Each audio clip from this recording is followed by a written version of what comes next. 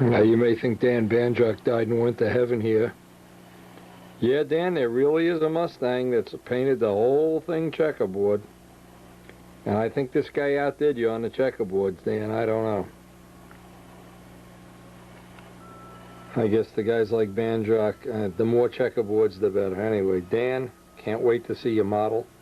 But we need to get down to the shop and do some work of our own. Spring is coming, the Brodak silver is drying, the carbon is drying, the laundry's drying. Oh God, I can't wait for flying season to start. Every time this time of the year, it's uncanny. Now we have this new all-paved flying field to fly off, and I've never even been there yet. Jeez. But here's the good news. Life's full of bad news and good news. The good news is the Brodak purple that matches Miss Voodoo here, selling like hotcakes, and with all the money I'm making selling purple paint, I can afford to. And take a close look at this picture. This is a Merlin. I gotta show this up close. This is the Voodoo Merlin. I guess you can't see it with the close-up. It's a purple engine. My God. Even Ted Fancher doesn't have a purple engine. Anyway, off to the shop. Let's get to work. Now first, the important news, the really important stuff. The bathroom is almost done. We're only about 2 weekends away from having that bathroom finished. And then I am going to absolutely, positively dive into the wildest paint job, old Brodak dope paint job, the world has ever seen.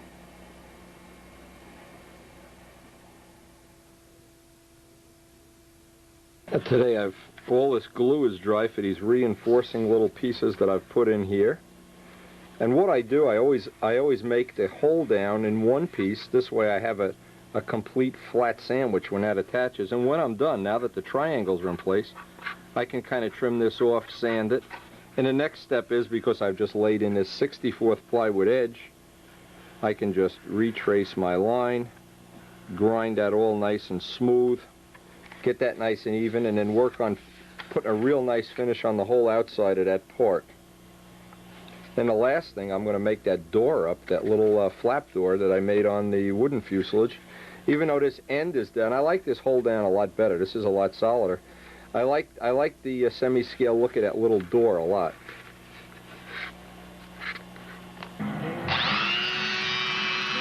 Now when it comes to doing these little hole downs, I try to make them as parallel as possible, but needless to say, the most important thing is that the screw lines up. Now I know with that piece missing, these two are in 90-degree alignment anyway. You know, by radiusing these off, this is one of the ways to get rid of any of the extra weight that's just going along for the ride.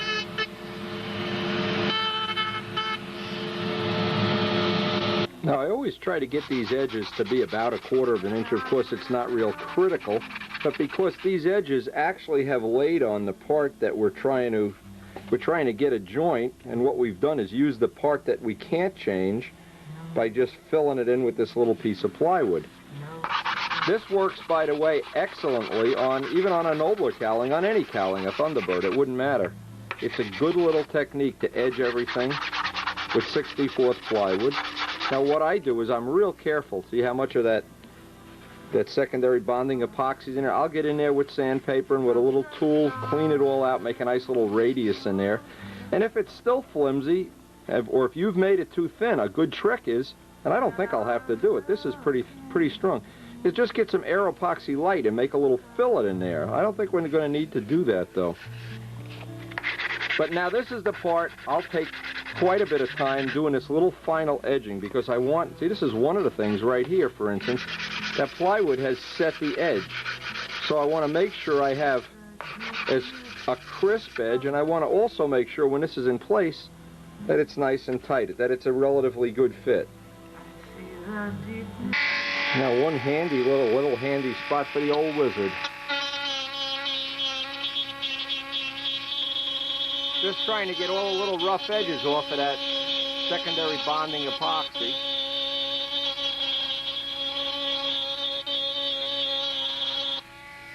Now, little by little, this is coming around to being about the way I like it. Now, the last little bit, I like to get my fingers in there, get that cleaned up, roll the inside in. I like to clean the inside up first, and then work on the outside. Inside edges here, there's really no easy way to get this other than just get in there with your hand. Again, it's all this technology technique, whatever it is, and I'm not claiming any credit for it, but it'll work well on an ordinary cowling, normal cowling. It'll even work on a wooden cowling, getting those nice edges.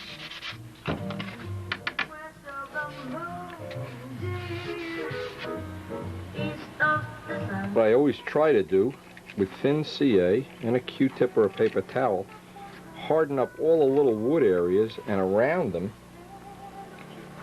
before I do any real final sanding. And by the way, it's turning out to be such a nice day, I can do a lot of this sanding outside, which is a lot more convenient for me. Sit out there by the fish pond and kind of enjoy the sanding rather than sitting here getting a headache listening to that vacuum machine. But just hardening up all those little edges. It'll also fuel-proof if we do get some oil or grease in here, and obviously we will. Around this whole strip, both sides.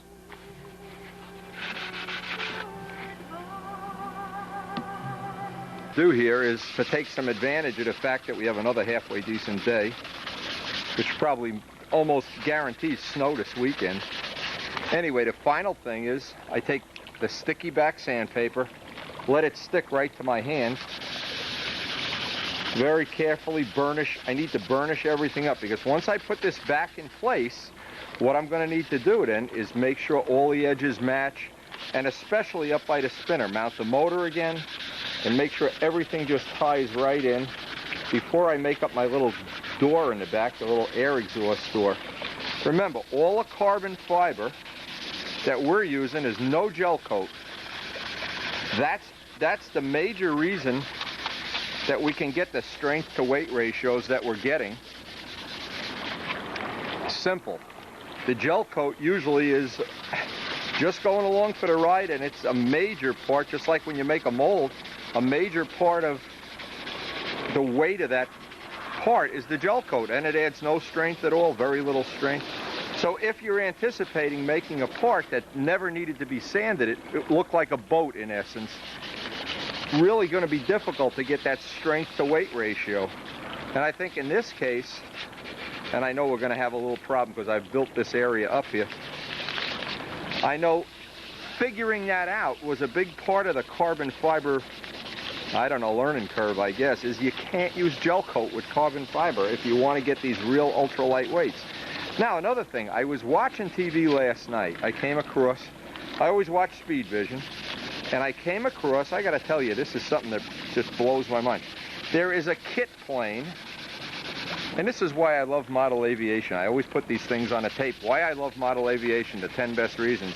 One of the reasons is I looked at this kit plane, full aerobatic, 230 horsepower plane, and I thought, yeah, all composite. I'm going to put a little blurb of that on somewhere on this video when we get time to take a break from this.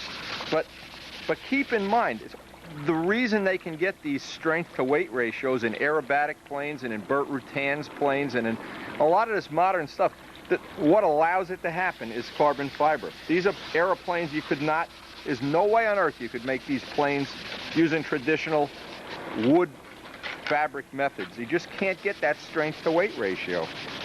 So, although most people are totally overwhelmed, the first thing when I tell them I'm making a carbon fiber, oh, the fuselage will only be 2 ounces. Yeah, no, fuselage may be the same weight, but it'll be as rigid as, you know, as a dead fish, probably. Anyway, I watched the footage on that kit plane so many times, and of course the thing again you love about modeling, the kit plane's $140,000. No builder to model rule.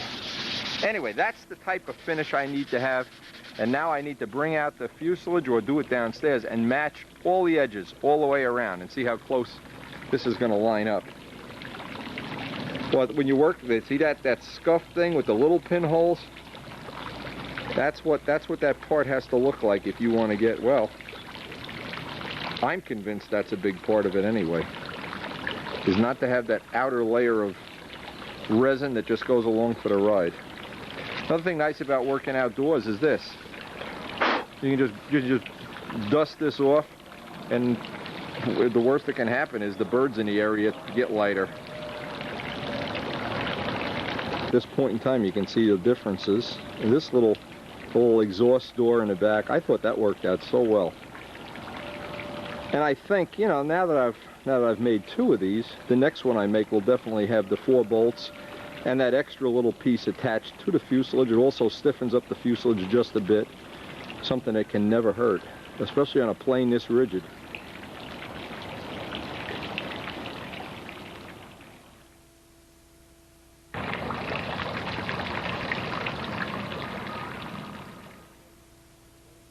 With the piece bolted in place, all the lines are real, in the vertical are real good. I don't want to run my finger down any high spots. The most important is that it lines up on the wood, because over here I can always work on this.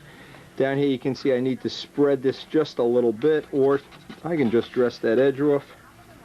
Up here this looks like, well, I haven't put the pins in yet.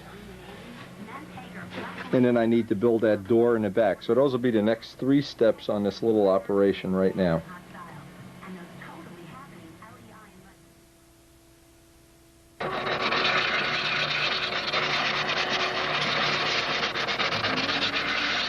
Now by doing this, I'll probably in some spots go through that outer balsa skin, but it won't be a problem because I have an inner skin on the inside also. It'll just be a cosmetic thing.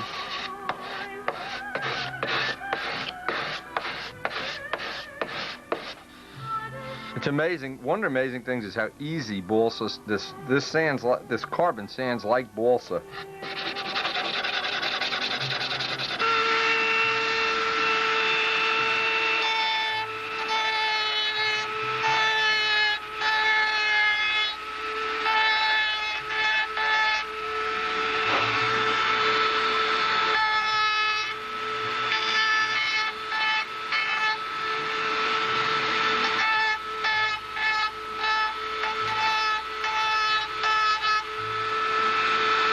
Always best to check this by hand, not by eye.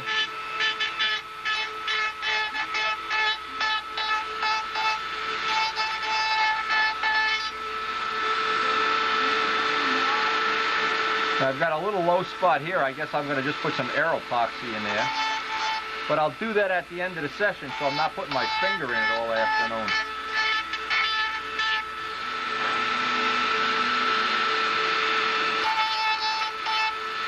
Yeah, right there I'm going to need some air epoxy. Now, the final fit, of course, I do by hand. I don't want to get a Dremel tool near this spinner. It's a good idea if you have an extra spinner or an old spinner. Well,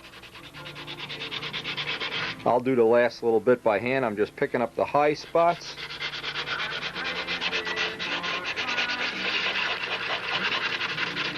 I don't know if I'm going to need some air epoxy in that little low spot there. Maybe I can just sand it out. One of the things I always like to get nice is that blend right into the spinner. Good tip. A lot of people, because I work alone almost all the time, I always have to have a way of doing things that we should have a helper. Of course, I got the foam pad covered with a towel and wash the towel every other day. But to hold the model steady, just roll up a bunch of towels or something on the back. It holds the nose nice and steady while I'm working on it. Really a nice tip, and before I thought of this, after I thought it, just put a few rags over the wing, holds it. Oh, why didn't I think of that before? Probably because I'm not that smart. That nose section looks like it's going to work out real well. Now what I'm doing, I'm working my way from front to back, trying to true up the line as well as I can, keep it true here. I have to put the back in, and I still have to make up that little door. I don't know why that's so many little details here today. On the pits. Now look, that program is on again. I want to pop that right in. Check this out if you like carbon fiber stuff. To the other monoplanes out there. I have Len Fox with me. We're going to take a look at a very unusual airplane that's doing very, very well in this competition right now, that's made here in the United States. And I want to emphasize that because a lot of the airplanes that have been going in these competitions are from overseas. So, Len, give me a little rundown here on this fine-looking airplane, the G200. Well, you're absolutely right, Pete, in that the plane is made in the United States, and it completes a cycle that was started with the Pitts back about 20 years ago.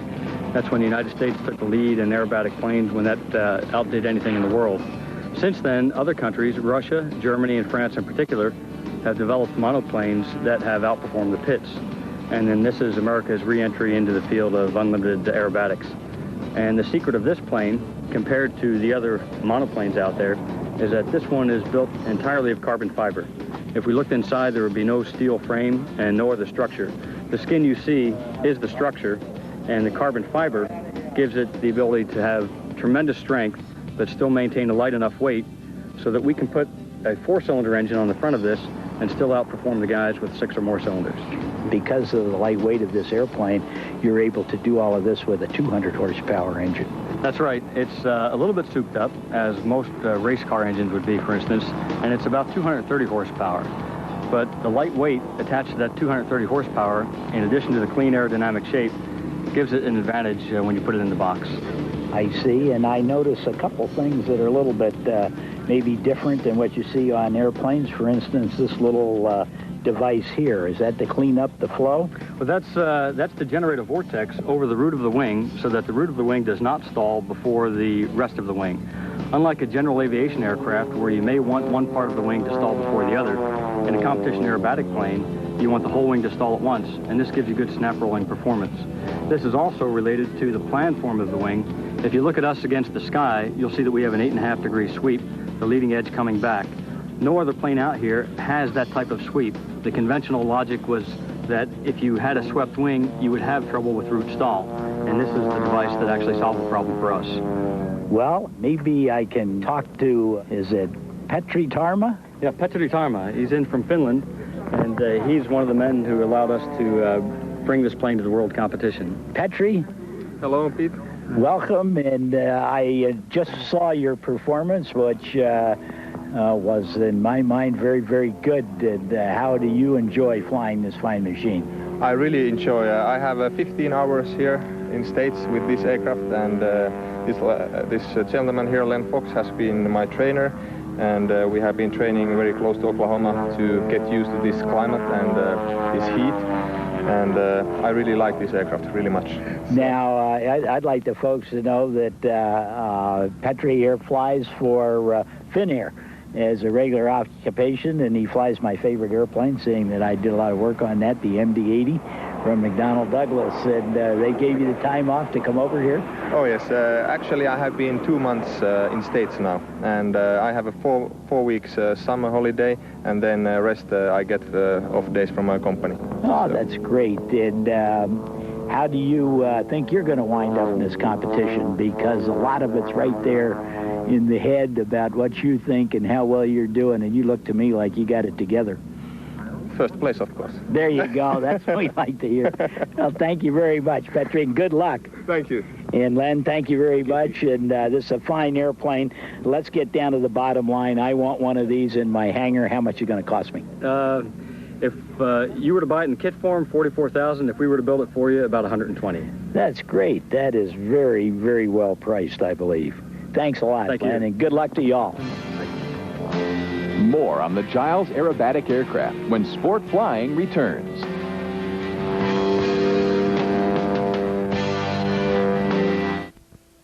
A prominent air show performer who flies the Giles is Wayne Handley of Greenfield, California. He holds the world record for inverted flat spins with 67 turns. Handley is a former Navy pilot and crop duster, a 2,300-hour pilot who recently received the Bill Barber Award for showmanship. I like to grab the audience with my first maneuver and then keep a grip on them all the way through. I don't repeat any maneuvers. I just, as one old-timer said, do what you do best once and land. And I just like to keep it as tight as action-packed as I can. And I have my set program with the aerobatics. Flying a G200, this is the quickest airplane in the world. I mean, this thing is beyond description. And when you see the roll rate on your own video here from onboard camera, it's astounding. I cannot count the times the horizon goes by in a maximum rate roll. The fact that I can talk to the audience, that connects me to the audience, and I can explain what I'm doing. I can make excuses. If I screw something up, I can explain how I screwed it up. But it's kind of fun to pull up and say, okay, now I'm going to stomp on the right rudder and jerk on the stick. Let's see what happens. Oh, wowee, man, it happens.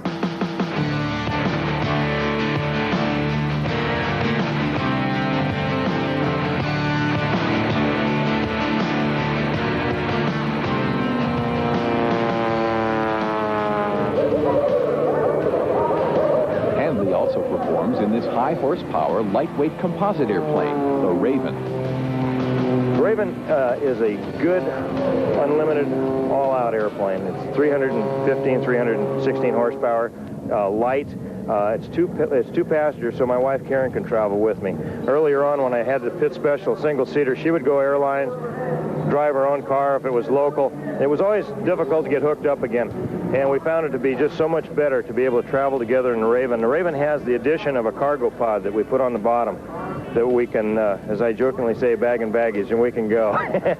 But that enabled us to go out on the road for several weeks at a time. We hit a laundromat about Thursday and see a lot of motels, but we weren't able to travel that much in the crop dusting business for 25 years, and we're making up for that. When I started my air show career and I'd ask my wife how the certain element of the performance looked after the show, she would give me some general answer. I found out that she would go into a porta potty and hide. I do not roll the airplane going cross country. It's strictly wings level. She hates turbulence. She hates any kind of weather. And but she's a real trooper. Despite her lack of enthusiasm for flying, she's in there pitching all the time. Next up, the story behind this strange aircraft when sport flying returns.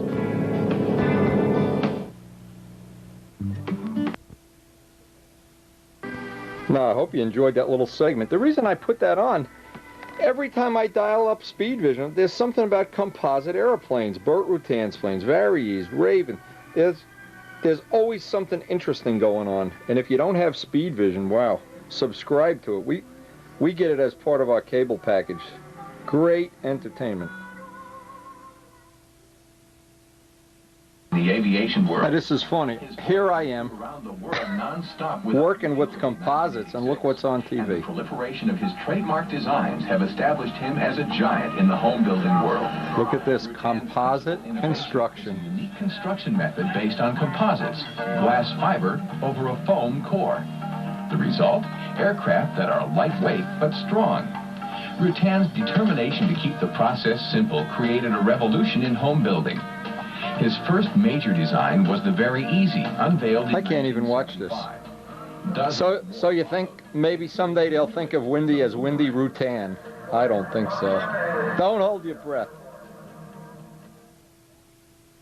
I did to make this little door up, cut up the piece that's left over, make the equivalent of a little hatch. And what I'm doing, I was kind of happy with this piece. So I'm just making, even though this is a wider scoop, a little bit different, longer and wider, but I'm just going to upscale it just a little bit. By the way, one of the things this will allow me to do is see if you really need this big opening in the back or how big you need it. There's various opinions as to where and how this should be scooped. We're going to find out one way or another. But anyway, step one, and I'll cut the two little... See, this is what I can use all these little scraps of carbon fiber up for. And you never have to worry about 4 to 6 pound carbon fiber. Things it's easy to do here. You can picture what I've done is use up pieces of scrap. I never throw any of the scraps away. Sanded both sides of it. Made myself some little tape hinges. Now what I'm going to do is mix up that secondary bonding epoxy, put a bead in there, and then just pull this up to shape and let it dry in that position. And then I can do the final fit to the box. The tail. I'm thinking of that aerobatic plane. Wow. Using the same epoxy then, and in 2 steps, get it in position. But this is a good way to make that little box up. And again, I'm just using up scraps Scraps of little carbon fiber. I never throw any carbon fiber away. All these little pieces and chunks and things that I've made, material that I've invented, ball supply, carbon ply, not invented, but manufactured to test. Anyway, all that stuff is now, every time I need a piece of it, I just reach into the box and I have it. Real handy to have. Wound up, while this was drying, just adding a little layer of fiberglass cloth to reinforce the joint, because I realized this is not going to be attached to the body as it is on the other part, just to stiffen it up a little bit. And once this totally finished drying, there's usually some epoxy that oozes out, and the easiest way I found is just get a razor and cut it. In fact, where the heck's the razor? I've always tried to make these kind of joints so I can just cut the tape off rather than, there you go. And usually the joint will be relatively good once that totally cures. Anyway, Melvin People sent this in, and this is something I'm real interested in. I'm going to try to get some of this. Or if anybody out there knows about it, it's gun stock. It's a material, and I'll read it. Simple paint on, brush off. Process literally draws soaked in grease and oil out of any oil finished or oil soaked gun stock, especially useful on military stocks. Same method as described in traditional gunsmithing books, just as effective now as then. Make a thin paste of whiting and methanol, TEC acetone or toluene, paint it on a stock, brush it off after it dries and darkens with oils. Now, warming gently, I was going to just suggest that might work. Repeat if needed. Raise, dense, sand, and finish as usual. This is from Brownells, and I know they sell, I've bought epoxy from them. They make some real high quality stuff. Anyway, from Melvin Peoples, if anybody out there would like to add to our knowledge base, let me know if this stuff works. I'm real interested in trying it. And that little spot in there is really a, well, I'm going to try and hold different ways to get in here. These little Fort McKnight sanding sticks, these are just totally invaluable when you're doing inside contours like this. Even down in here. Saves a lot of wear and tear on your fingertips. Anyway, I'm going to try to match up so that the look is the same, even though this exit is just a little bit bigger. And of course, blend that in.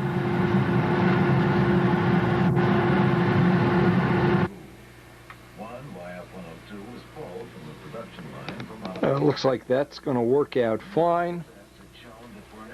Now this, one of the things that's annoying with this anyway, as you can see, I only have one coat of silver in here, but you can see the little dots from the carbon. I'm going to sand this down, put another coat of silver on this, let this dry overnight. Then we have some other details to work on in the next session on this, but we're pretty close to being ready to prime this fuselage and get it going. A lot of the little high spots, they come right up as soon as you sand them out. And I want to get this one, well, I'm trying to get this done so it can dry today. Yeah, I just never get tired of trying to fix this silver. This is the whole thing. There's still going to be some little imperfections when that dries. I'll sand it out 10 more times if I have to. And just before I pack it in tonight, I want to take a little look at how this is drying up. This one, of course, has 3 or 4 coats of silver on it. And you can see this one still has to have the grain filled. What I did as a little experiment, and of course, I know it's not going to work, but I just want to see by how much, is if you look at these 2 parts together, this one has a coat of primer. Actually 2 or 3 coats of primer sanded and they're filled in, and yet you can still see just a few little dots here and there. But this part, because we're not using a gel coat, I mean, if you had a gel coat, this would be fine. You'd have a nice smooth surface and a part would weigh 2 ounces more. So the fact that we're going to live with those little imperfections, next day we get to work on it, sand that out, I'd say that was a pretty good day today. But I lie a lot. Happy to wait a little door worked out, everything here, and it always at the end of the night I always take a walk out by my pond. Now we haven't even cleaned the water yet, the water's still being filtered, Hey.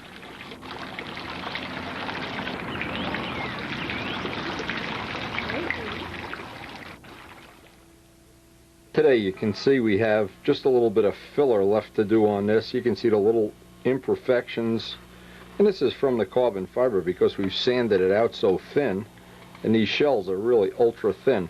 But one of the things, I thought this would be a good time to experiment, because I don't have time really today anyway to work on the main fuselage. I wanted to see if, now see, this one is sanded much thinner, and what I want to try is I want to mix some of the green putty with some Brodak thinner and try just covering this with the green putty. Now this has no primer on it. This is just a coat, one coat of silver over the shell. And obviously the real way to do this, and you can see the difference if you hold them up close, the Brodak primer worked great on this. We did a couple of coats. It still needs a little work because this piece only has one coat. But I want to see if it's a more practical way to do it, rather than sanding and priming and sanding, to maybe do it in less sand outs, in less coats. I don't know. We won't know until, if you look at this at a microscopic level on a macro lens, you can see what we're trying to do is fill in a bunch of real small little, almost like wood grain. Now one of the things, and I didn't eliminate this out of my possibilities, is to silk span this. I've thought of that, but then I know when you silk span over grain, the grain usually comes back through. So one of the first things, I figure this is a good time and a good day to do some experimenting. I would try this, mix up some of the green putty just a little thinner than normal, and see if that's going to be of any benefit at all. This will be like a little experiment. And actually, the truth is, this is the only way you learn what's going to be the easiest way to do these carbon fiber parts. Obviously, we can always do them with Brodak primer, 2 or 3 coats sanded between coats. We still have that special primer coming from Randolph, very special primer, but I don't have it yet. The problem with all of these composite things is there's always a waiting time to get the stuff. But if I can invent something along the way, and if I can't, at least at the end of this session or the end of this day, I'll know that that's not a practical way to do it, and I can move on to some other plan. I'm going to do a job where I really think I want the final results to be perfect. I always start with a new spreader. These spreaders, very quickly, the edges wear out, especially when you're doing composites. This is a SH678, a SIG product. And this is a 3M product, 05960. What tends to happen with this, though, is, and of course, my shop, it goes a little quicker maybe than average, is it tends to get a little dry. If it does, you put a few drops of thinner in it. I'm just curious. I'm trying to put it on full strength without any thinner at all, just to see. Now I'm trying to drive it down into the little pores. Now, you may be thinking, well, gee whiz, you could do this with wood too. Well, not really. I haven't found this a good way to fill wood grain at all. And when we're done, obviously, all we want is what's down in the little grain, what's down in those little pinholes is all we really want at the very end of this operation. Be a good little test to see how this is going to work on this piece. And what I'll do, I'll put these out in the sun for a little while. Let them dry up. Of course, it's best to let this dry overnight, but we're going to try to rush this through. I want to see if this is going to work, because if it doesn't, if I'm not happy with it, I can always revert to old Brodak primer and just put on more coats. The thing to know about this material is you never want to see, I got it on too thick here on the edges. You want to get it on paper thin as possible. I just don't want to have any big lumps on this, because the lumps really don't dry up. I put this on a little too thick. I'm getting too aggressive. But anyway, the next step is to put this outside to let it dry. Get a look at that later. Now, like I said, usually you can sand this in 20 minutes if it's real thin, 10 minutes. Because we put quite a bit on there, we'll let that go till actually to the end of the day before we see if it's going to be what we want. I tried both 500 and 600 sandpaper just to see which is going to cut. Of course, because it's a fiberglass, it's a composite part. You don't have to worry about wood soaking the oil up. But here's what's happened. It looks like, let's just do this one little spot here. What looks like's happened, and that's what I exactly wanted to happen, is that I've managed to fill in all the little dimples, the little low spots with the green stuff. So I'm going to sand off the rest of the silver, because that silver would just be going along for the ride right now. And with the whole part, just with the green stuff. See, maybe what I needed to do, and again, I won't know until I try this on another part, but I want to know before I paint the final fuselage. This is why I'm doing this test. It may be that I can just paint on that green putty and sand the part. I don't even need the silver on there. But we're going to try this. And the only way you really know this stuff is you experiment and you do it yourself. You really, if you called up a paint company, they'd laugh at you. Now, at least one thing, your hands get nice and clean working with soap and water instead of M600. You can see I've left the filler in all the low spots here. I don't know how this is going to come out on the video. Any spot that looked a little low, a little ratty. Now, what I'm convinced of, and I've learned something very significant here, I think something that's going to be a big help, is I can do all this filling before I put the silver on. See, what I was trying to do was I thought I'd be able to fill these holes with silver. I wanted to see if I could avoid the primer and go right to silver. I'm going back and forth and trying different finishing systems, different ways of finishing. This has just stayed in all the little low spots there. But basically, the thing that's always been a problem is these little tiny, I'm going to call them pinholes for lack of a better word. But now it looks like we've got something like a solution to that problem. One of the things as I try to figure out, oh, it's lighter.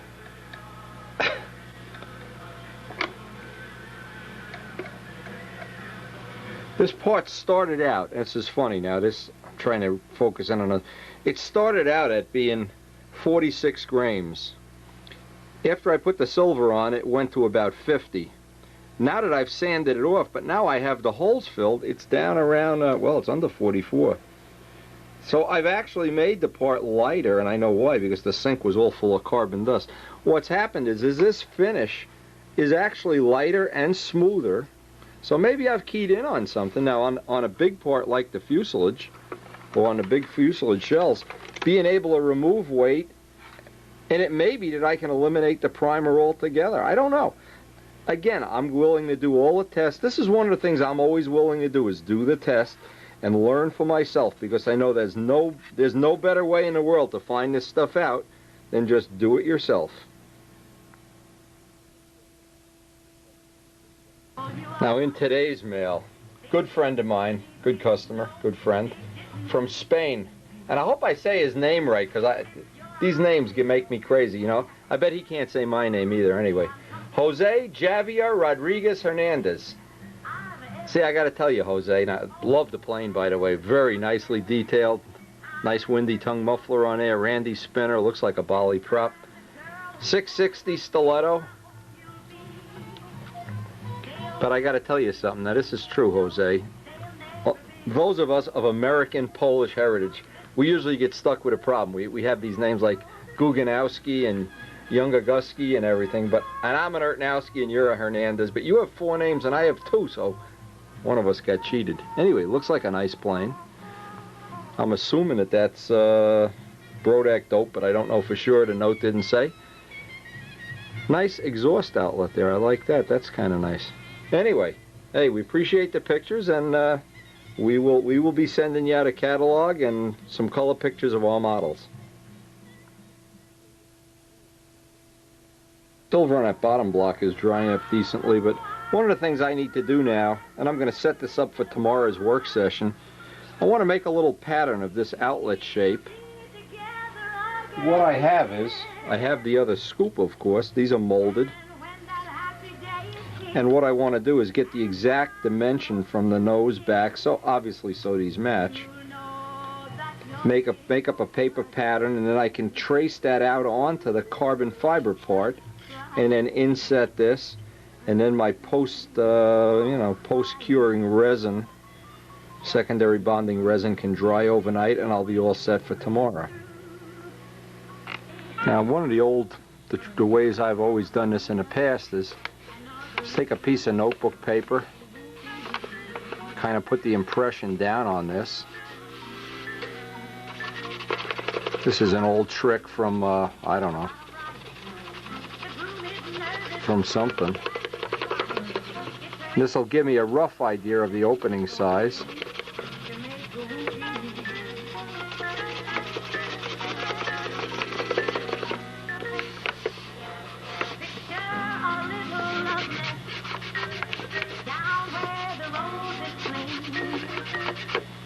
Okay, now I can cut that out, and that'll give me the pattern to cut tomorrow when I come down here to work. I'll have a little pattern to work with. All right, see now how this worked out?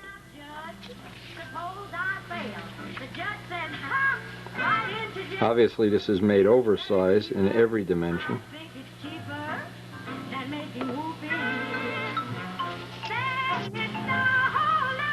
I like to just make sure that I'm not making it too short.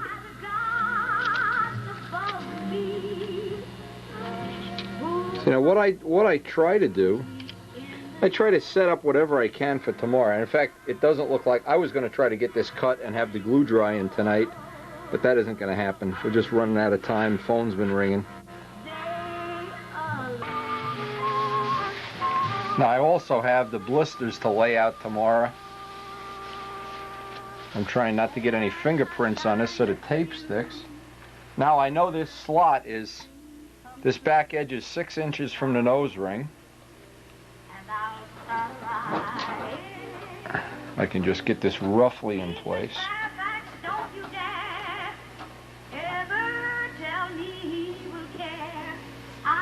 And I can look and see that it's straight.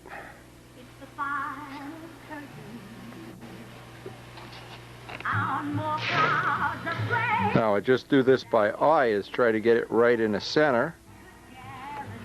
Because believe me, if this is off even a couple of thousandths, I'm going to get laughed.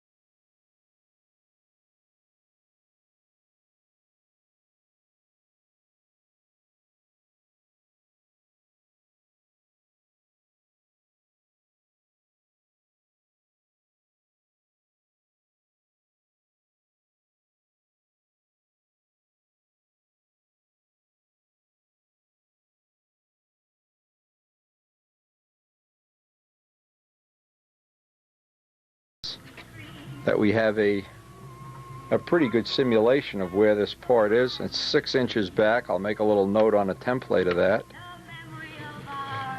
And always a center line to lay it out, a center piece of tape, and then work off the center. Try to get everything equal.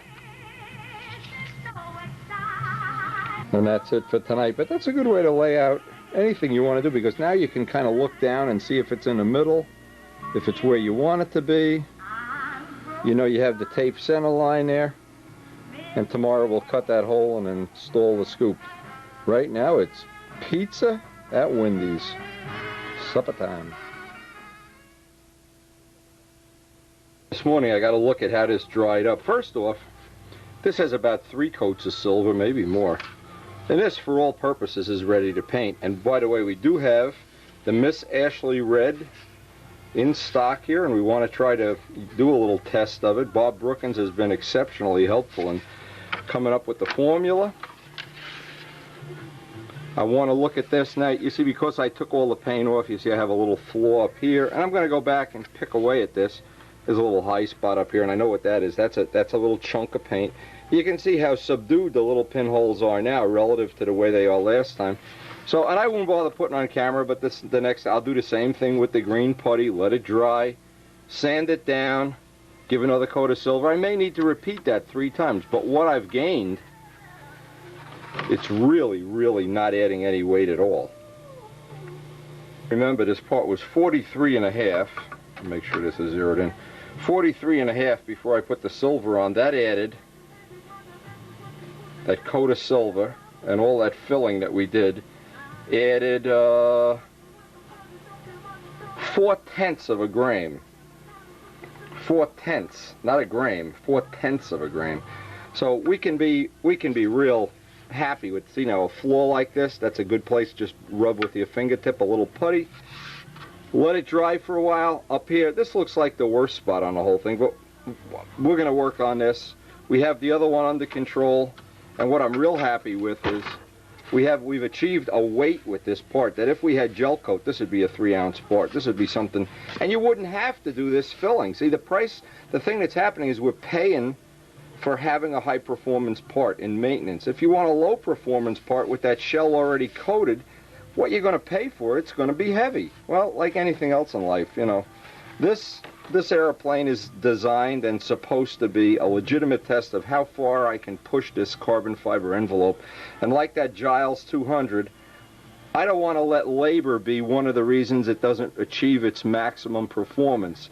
Just to save a couple of sand outs, I don't want it to be 4 ounces heavier. What I found is, if you're willing to go through this, obviously you can do the filling with primer, Brodak primer. Probably could even use auto primer, I don't know, but doing it this way, it seems to speed it up a little. You can pick out the bad spots, and then you only have to sand the spots where it's not perfect. This spot here, I'm going to try, and the reason I'm doing this as a little test is I'm going to see, but once I sand this coat of silver out, and I'll do all this off camera, as we have a lot of things to do today. Once I get this all sanded out, I'm filling in these little pit holes. Once these pit holes are filled, this will be finished, and I'll be ready to, you know, we're closing in on having this finished done. All right, by leaving this up by the heating vent. See, one of the things I want to find out, now with a wood airplane, with wood finishing, and the parts of this plane that are wood, you always have that feeling that a year later, after the plane's out in the sun, the grain is going to show through. Well, I don't know with a carbon plane, see, because we don't have one. Maybe this little marks will show through from the weave. Well, I don't know. They call it print through. I don't know. So we're going to work on this, and I'm trying to try several different ways. I haven't eliminated the idea that I'll just silk span the whole thing the same way that I do put a coat of talc filler and silk span and use a normal finish. But what I'm trying to do is see if this is going to be doable. Now, if you look at this plane, and this is, who knows how many years old this is. Wow. There is no grain showing through on this plane at all. So you just never know, and you need to experiment, and you need to know firsthand. We laid this out, and what I'm going to do is I want to just make sure I'm not going to be going in. I'm not going into anything. Get our little wizard and just route that out and do a little test fit. Get this test fit up here. While the silver is drying, I can have the glue on this part drying too. Again, we've already done this on video. This is pretty redundant, except that we'll be using composite parts rather than just using the wood to composite. It's easier to do the part undersize. Again, that little wizard, not many tools are handier than that wizard.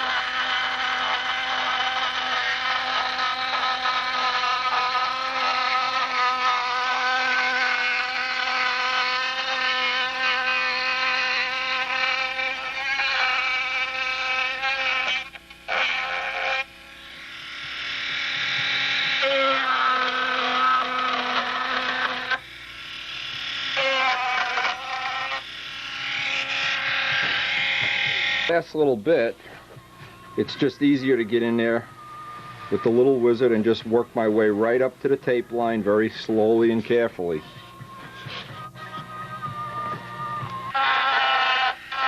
And the trick is to get right up to the tape line, but don't hit the tape.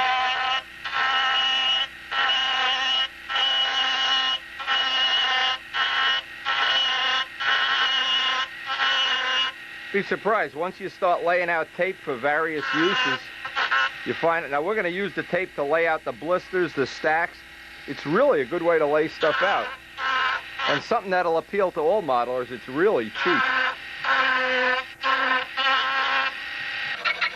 This is where a machinist ruler with some sticky back paper, I can get my corners and edges. Again, I want the edges to be relatively rough so that the glue gets a good secondary bond.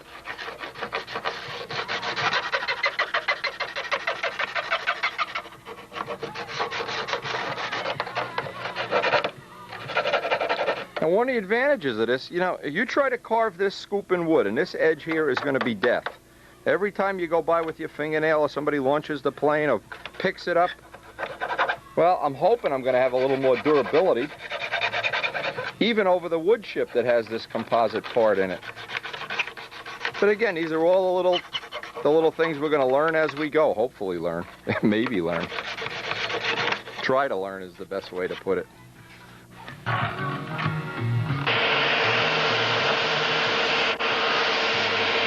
Now we can pick up the hard spots here where it's a little bit tight. It's tight right in there. Make sure I got all the tights. Yeah, that whole front is tight.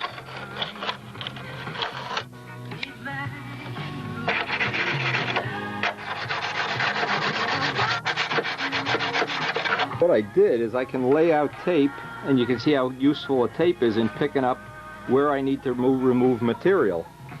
I can just lay that down. Oops, it's hard to do this through the lens. And lay out where I need to remove a little bit of material from. It's having the part held in place while the glue dries. And then I can get back here after lunch and sand that all in, blend it all in, whatever, and make sure it's even.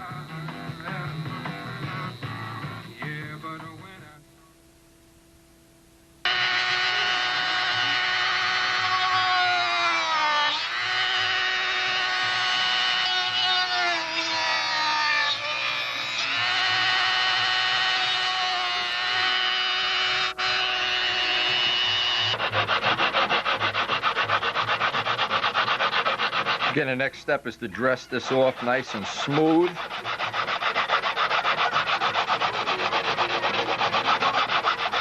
Then I want to lay out the blisters if I have time here. Yeah, I think I will.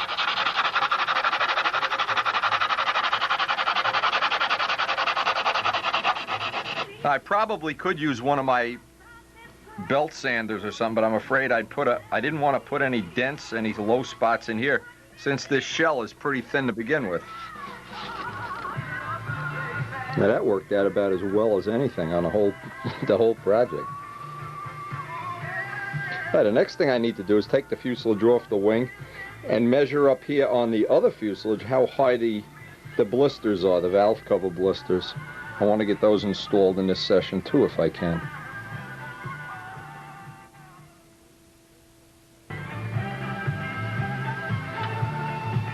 And believe me, if you've ever tried to carve some shape like that into wood and had those soft edges come back and bite you, you want to cry.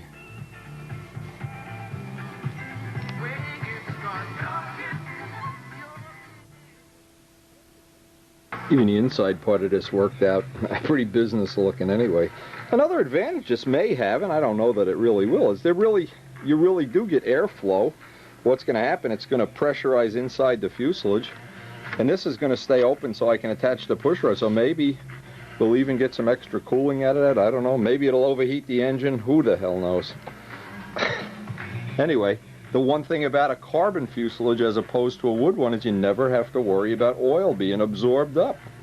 The oil is not going to get absorbed into it, only maybe into the little edges of balsa that possibly show. And I don't know that will or won't happen, but because I'm going to keep real accurate track of the weight of this over the life of the plane, assuming we have, you know, a reasonable lifespan. I want to give you something to think about, and this is really, to me, it's very significant. This is a tip you can put right to use. You can see we're in the middle of having, I guess, whatever this is, a rain, snow. They're predicting snow. It rained. It's freezing cold. We've had hot weather, cold weather. But there's a point to all this, and this is something I really want to emphasize. Now, the point that I want to make, and it's a very significant one, is the way I've evolved my building program, because probably people don't realize it. They think, oh, I just have all day to play with toy airplanes. Not really. I have two other businesses that demand a lot of my time. And I squeeze in my modeling in little sessions in the morning and the afternoon. But the point I want to make is almost everybody that ever talks, calls me up, the first comment they make, oh, I don't have enough time to build, oh, I need to, oh.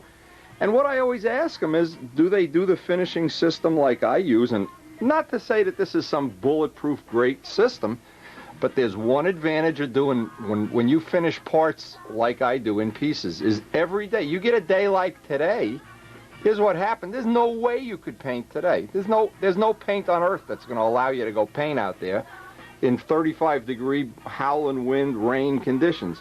So what it is, I always have something. There's always a part of it that I can sand. There's always a part of it that's ready to build, right up until the very end, in fact. There's always a part like the wing that's ready for the silver, almost ready for the silver. There's always a part of the silver that when we get a really rainy day, I can sand out a coat of silver. But I never lose time. I never go backwards. I never lose the time that a lot of people do. And a good example is I just had a phone call this morning that triggered off this thing. And the lucky person said, oh, gee, you have all day to build. Oh, you have this. Yeah. They don't realize I don't have all day to build. But what I don't do is ever waste any time. What I'm real good at doing is I'm super good at doing it, of allocating my time. Now, I know it's a real rainy, crappy day out there. I know I can't paint. I look around the shop. I have things I can work on this. So I've always planned out the whole work schedule around the idea that there's something to work on if the weather's bad, something to work on if it's good. In this case, I'm not going to be able to paint. Well, if you can't paint, give the paint an extra day to dry before you sand it out. It's always good to have extra dry time. In the meantime, I can be working on these valve covers, the blisters, all of the little detailed parts. I can get the uniflow vent in here. And I always make myself up a little, there's all bolts on this, a little list of what I want to do. So the first thing in the morning, I can come down and I can check off things that are done. I work off like a little production schedule. Now, that may sound like some kind of overkill. It isn't. Because the truth is, and it's probably something a lot of people, one of the biggest things you could pick up off of this set of videos is how to use your time real efficiently. And coming up on a rainy day like today, where you can't do any painting, if we had built this plane in one piece, waited to finish it all at one time, and we get to a day like today, we're stuck. There's no painting going to happen. So instead of really try to capitalize on and use the time I have, use it real efficiently. And I think that's one of the things you can pick right up off the video, put it right to good use. You can even use a rainy day. Now I can use this real efficiently, since I've already calculated out where the uniflow vent has to be, how far up this has to be, and I know I want the stacks to be parallel. I don't want the stacks to lay down. I don't want the blisters to be crooked. It's real easy to get these crooked if you don't have a reference line, and I want to reference this whole line parallel to this line. And there's times in the past I've laid it out and tried to do it by eye. It really is risky, because if these aren't straight, when you're flying a plane, you can see them crooked in any dimension. So the first thing I want to do is get out some green tape, take all the measurements. In fact, the first thing, I'll drill that uniflow vent. Because I've found if this uniflow vent isn't exactly in the same spot, when I've tried running it out the bottom or the top, I've tried running it out, it always works the best for me right here. And it gives me the opportunity to run uniflow pressure. If I decide, most of the time with the Jet 60, I've run pipe pressure, but I always want to have the option, especially because I have a new motor coming from George that has a little bit different Venturi setup, a little bit different needle valve setup. I want to be able to go back and forth on both and see which one is the best for my situation. Best is if you don't have some favorite way of doing it, is to copy what I've done. And what I did, I just bent a pin, tried to push this through barehanded, and you know what? Probably put a hole in my hand doing it. Let's see. Oh, I got a little, see, I can pick the spot right now. Now I know where the spot is. I can drill that hole, and that'll be for my uniflow vent. And I tell you, I was going to put on a video, look how tough I am. Not tough. I resorted to pliers. Pushing a pin through carbon, 2 layers of carbon fiber. I mean, maybe somebody else can do this, but, oh man. Okay, there it is. And don't think I'm a wimp because I use pliers, because I am a wimp. Okay, now I have a real mark. Now I can just cleanly drill that out. And that what I've done in the past, I've needed to put the uniflow vent here and the exhaust stack. Oh man, I had to move everything around. And then when this is not right up against the mount, you can't get the tank in and out. So that's kind of a critical thing, to get it right in that corner. And don't think for a second that I haven't built the whole fuselage and wound up putting it on the wrong side. Oh, what did I do? And then have to fill that all in with Bondo or something. Yep, he does that stuff. And I always find the best way to drill these holes, I guess you can see this is a little taper piece that goes in the Wizard, and run it at a relatively slow speed. Whenever I do this with a drill, it goes and then takes a big chunk out.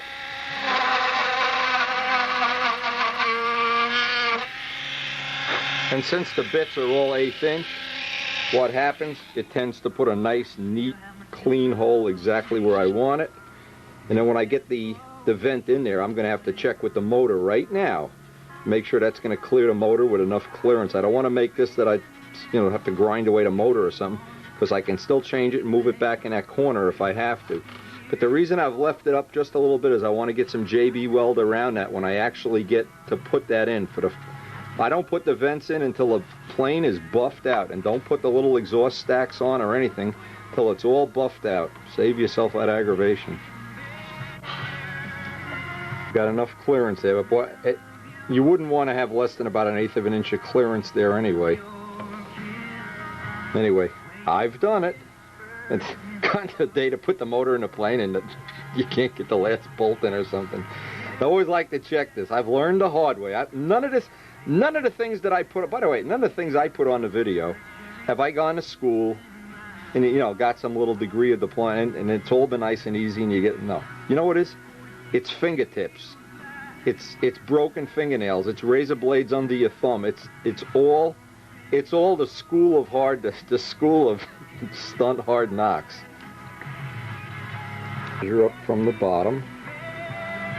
And the most important thing is to get at least 2 lines so these can be parallel. A little trick that I've used over and over again. See, it would be impossible. You try to measure up here, then you measure here, and you only have a very small amount of adjustment. But what happens if you take a piece of tape, lay it on both fuselages, now you can reference, you see what's just happened? Now I can measure up here, and I've still maintained my parallel line. And I can do the same thing on this side. Anytime you only have a small angle to work with, extend the angle outward. And by extending it out, it gives you a much better chance of getting it accurate. Do this too, if you tend to have bad eyes like I do. Even with glasses, I can hardly see these little rulers. Make a little piece of tape, mark where you think that's going to go. Now you can measure it in 2 different spots. Then I could just bring it down to this part, and I can transpose a line onto this part. Also wanted to make sure I have the same distance. Now, even in reality, if we were making a scale model, one of these cylinder banks would be 1 cylinder forward. Obviously, the cylinders are off. But we're not going to, there's certain concessions. This is not a scale model. And we're certainly not going to make some of the concessions in the paintwork. We're going to try to fancy up the paintwork quite a bit. Anyway, what I did, I transposed that dimension here. So now I know how far up this has to go and how far forward, and now I can lay out the valve cover blisters. See, when it's measured correctly and it's parallel, one of the things is it looks wrong. I don't know, I can try to line this up. See, a lot of times you'll line it up with the top of the fuselage, but the top of the fuselage is tapering down into the spinner. So this is kind of one of those critical things. If you're one of the people that's bought a set of those little exhaust stacks and you get them on crooked, boy, you're gonna see it a mile. As soon as the plane takes off, you're gonna be sick. Okay, I'm just waiting for the glue to kick off on the one side. Trimmed that. Did a double check on my measurements. And I'll be ready to do the other side as soon as that glue dries, right after a nice cup of coffee.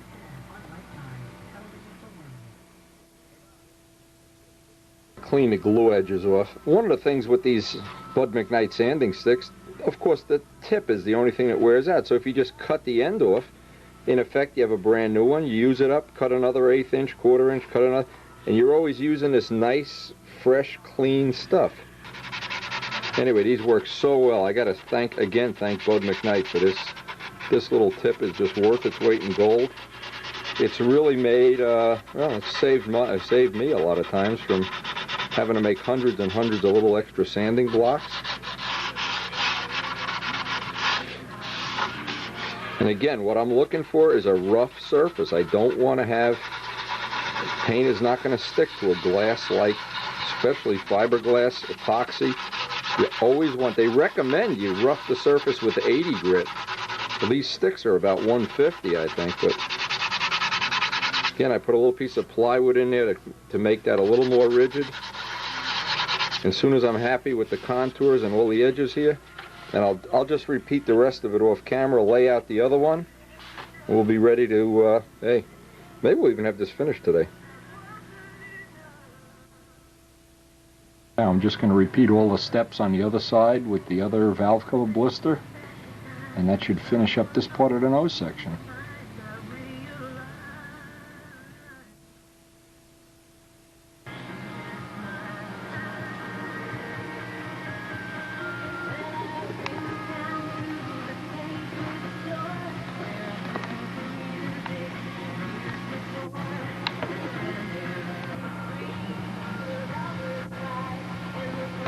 Now it all remains once we get the exhaust pipes in there to see just how realistic that really does look.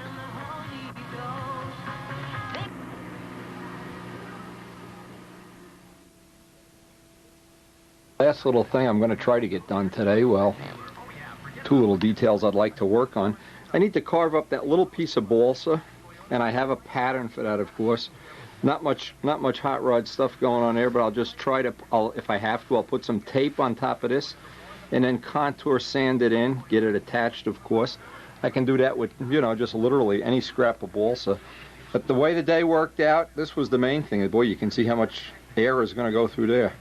That has really worked out well. And the last little thing, if I get some time at the end of the session, I noticed when I lined up the spinner, I had sanded just a little bit too much off of the nose ring. So I thought one of the things I wanted to try, because we had air epoxy and it feathered in so beautifully, I would try to put a little air epoxy up there. Also in the back, where the fuselage seams, in the back here, there's a few little areas that I wanted to put a little air epoxy in. And basically it's just an experiment to see if that's going to be one of the good ways of filling in little low spots. I don't know if that's, in other words, I wanted to try, the green putty is one way, after you start finishing, but I'd like to get that shape in there before there's any change to finishing. So let me carve those little pieces up next. Obviously, one of the little ways I could do this would be to make a little mold up, a little rubber mold of this, so it would be composite, but just don't want to spend the time on that. It's not, we know little parts like this can be molded in a matter of minutes, but I do want to get this done today. So I want to make a little pattern of this in scrap wood, and obviously I can use this to trace out the part to begin with. You know, it's really handy. I can just rough this out and of course oversize it. Piece really oversized. I give myself all the chances that I'm not going to have to do this 6 or 7 times.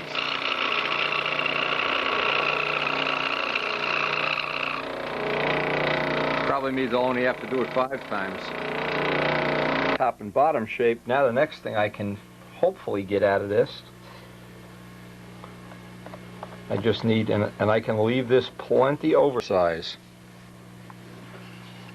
by making it plenty oversized, and I mean plenty. Yeah, I've got a lot of, always when it's oversized, it's easier to keep shaving it down. I have roughly that profile, roughly this contour, and then I'll need to relieve the back a little bit, and then of course replicate it on the other side. Make the part oversized, I always put that little relief in there. So now I can hold this up in place, or almost in place, and I can get another cut, a little more accurate cut as to where that has to be ending. And I can also recut the top now.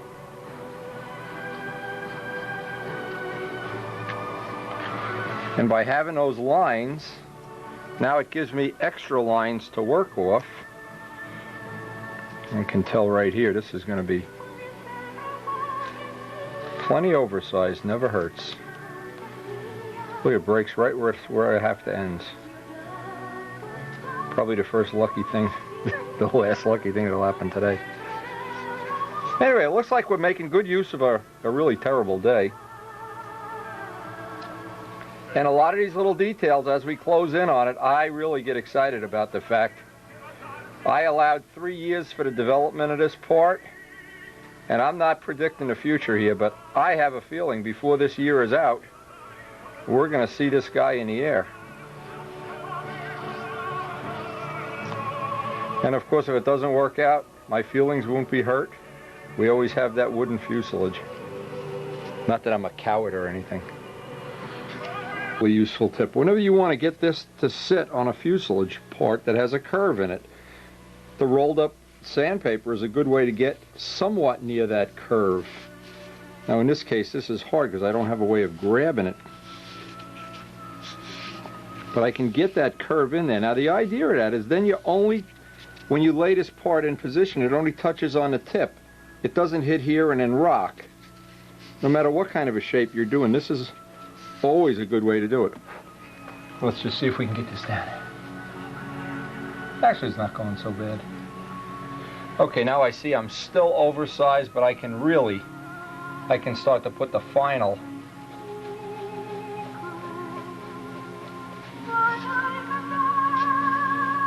I can bring that point down more.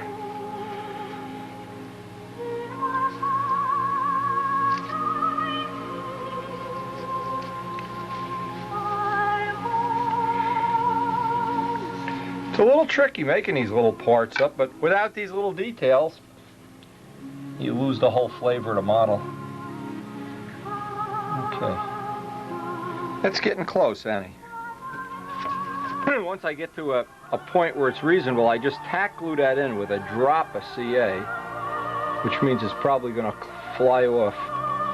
But now I can get the final little ice shavings on here. I can work my way around little by little. Instead of holding a knife at 90 degrees, always hold the knife on a 45 or on an angle. You'll just get ice shavings. When you want to do ice shavings, little thin slivers, get that knife on an angle. And I can just follow down till I pick up that line. Again, right to the last minute, I want to leave this oversized, and then I'll put some tape on here and blend that in. This is really where I put the tape on there just to give me a guide. Try to get the contour from the top first, which looks like it's close. Get the contour going right over the tape second. And the last thing, I'll take the tape off and just touch it. Try to get a nice coordinated shape here. The bottom, I'm going to need to turn this around.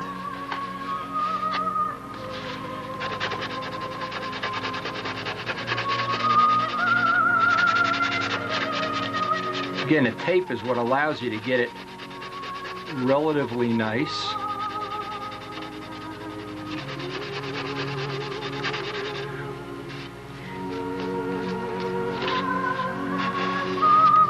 And as soon as I get the shape that I want, I'll take the tail piece off and harden this with thin CA. So I can't put my, well, I'll put my fingernail in it before the day is over, but it's very vulnerable for little nicks and dings until you get, same as that nose, until you get some CA on it. All right, I would guess that we've got one of them done now. One of them. And we just need to make up the other piece. But using that technique, I think that's a reasonable way to match it up pretty nice.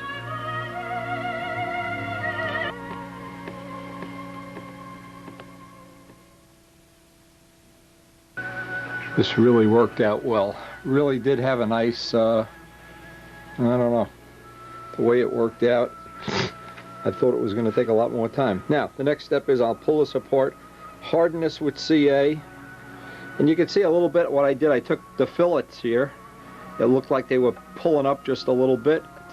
take a number 11 blade, put a million holes in them, and just run a bead of CA down there and press it down with a Q-tip before they get to be a bubble. Now once I'm of course I hollowed these out. I don't think I put that on the tape.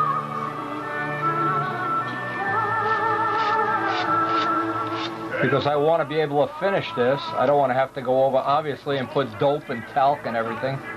I want to finish on this. And that'll usually do it. How careful you ever are when you're dealing with glue joints and dope joints and everything. You're always going to get a little, I call it a bubble. I don't know if you're going to be able to see this real well. I'm taking the end of a number 11 blade. Look real close and you can see that that's soft. You can see. Well, when you find a soft spot, what you want to do, get a million little holes in it. Now, right here, it's hard, it's hard, it's hard. That's a good glue joint. And a lot of times, it's just that you got a little contamination there or whatever. Now,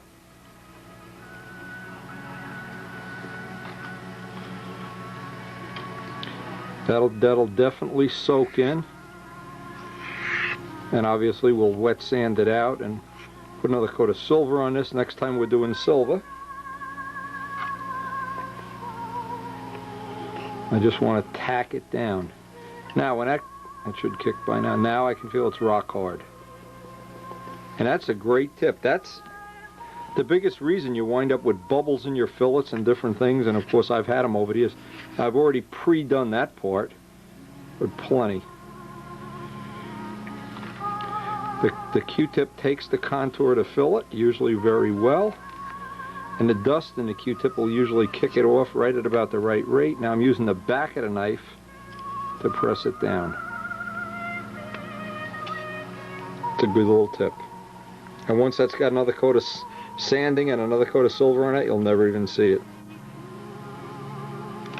Okay, now the last thing I'm going to do today, because I want it to dry, you can see I've really taken just a little bit too much material off. I've been a little too aggressive. Oh, I love the way that nose came out, though. Boy, and it's a solid sucker. Anyway, what I'm going to do is, because I want to do, more than anything else, I want to do a test.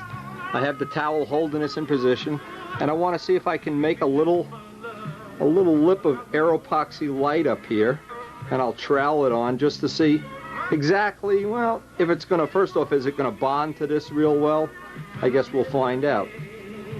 From your love, you see,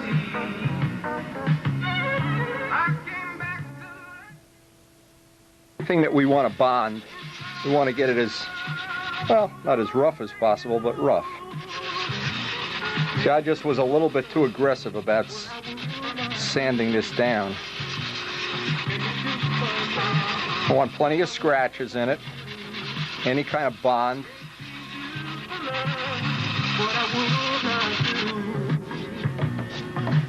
So anytime I use aeropoxy, I want to stir it up well.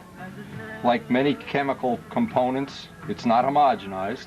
It needs to be stirred each time you use it. 2-to-1 mix by weight. And what I'm doing with the heat lamp here, I'm just adding a little bit of heat to it. That tends to thin it out just a little bit.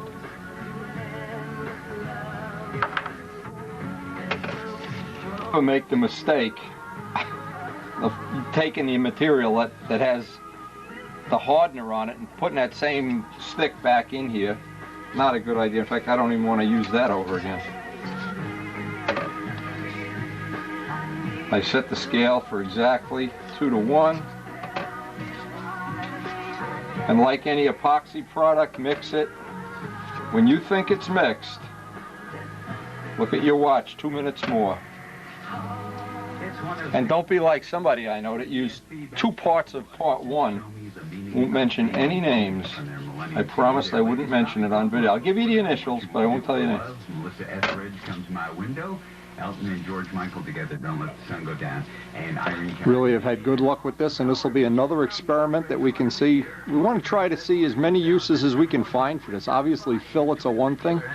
These little touch-up spots and like this little radius up on the front, that might be another one. But we won't know until I do the test. I always like to do my own test. First, this will be a test of sorts.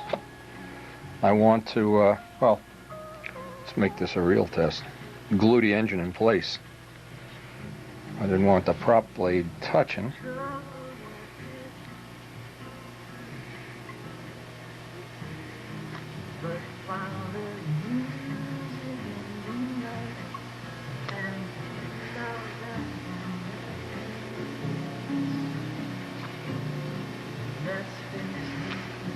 And what I like about this material is how it feather edges. You notice how it feather edged right in?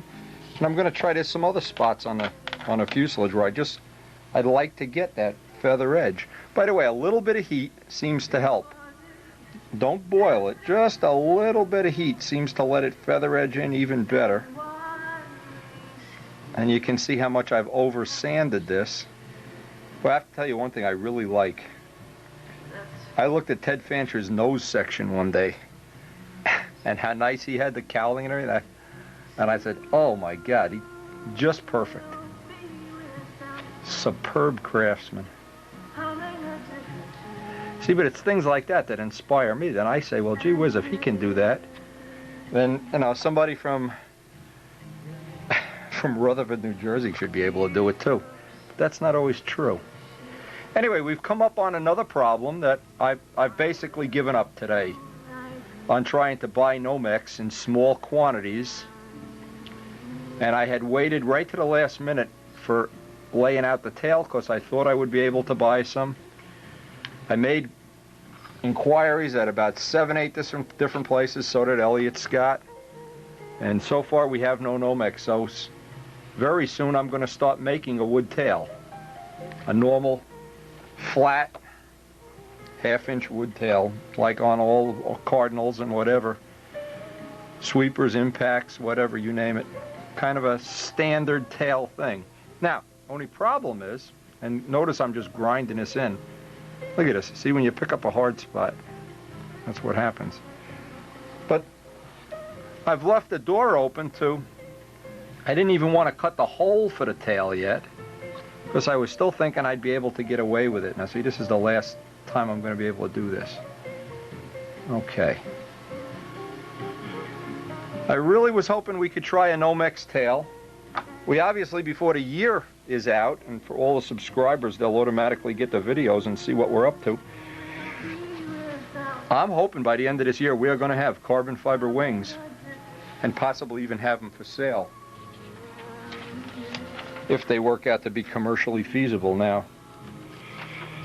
Because I really don't want to have to take a chisel to this in the morning.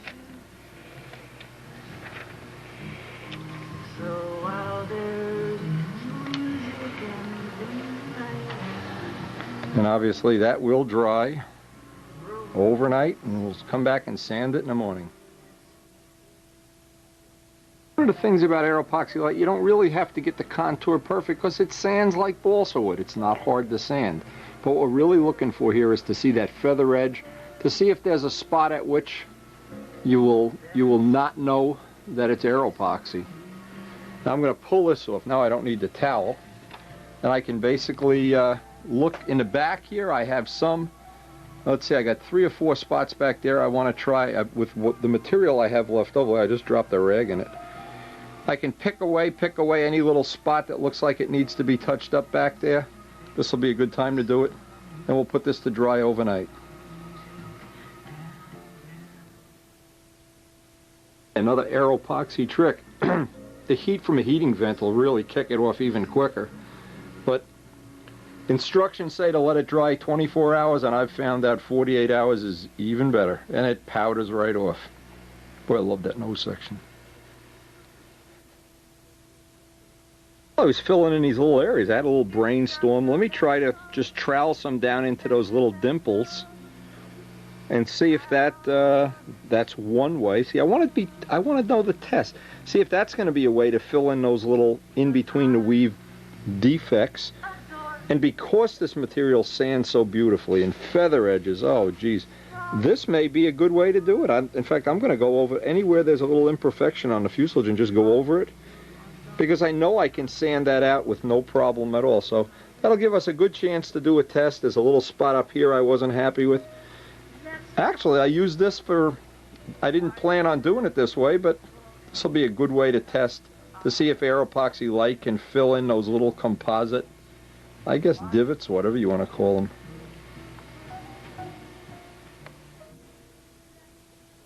Now in today's mail, and this looks really interesting, this is, let me get the name and address on here. This is from Bud McKnight. It's curved scissors. And here's the, well, I don't know if that's Global Hobby Distributors, Fountain Valley, California. Can't read the zip code. 987888610. Now what these are, Bud had sent me, or John Pottier had sent me an email, he was going to send these. What these are is scissors that they cut the bodies, the car bodies with. I don't have a car body here, but I'm thinking in some of the composite, in fact I just could have used these the other day. These look like we're really going to be able to use them. Anyway, I appreciate sharing the information. I appreciate, from my friend Bud McKnight, again, they're Pro Max curved scissors. I'm sure any place they sell RC cars, they have them. Thanks a whole lot. For anybody's reference, this is what a pair of scissors look like when I get done doing my composite work. I have about 15 pair of scissors here. They're all shot. They're all... See, they really do make special scissors for cutting fiberglass and Kevlar and whatnot. Who knows what.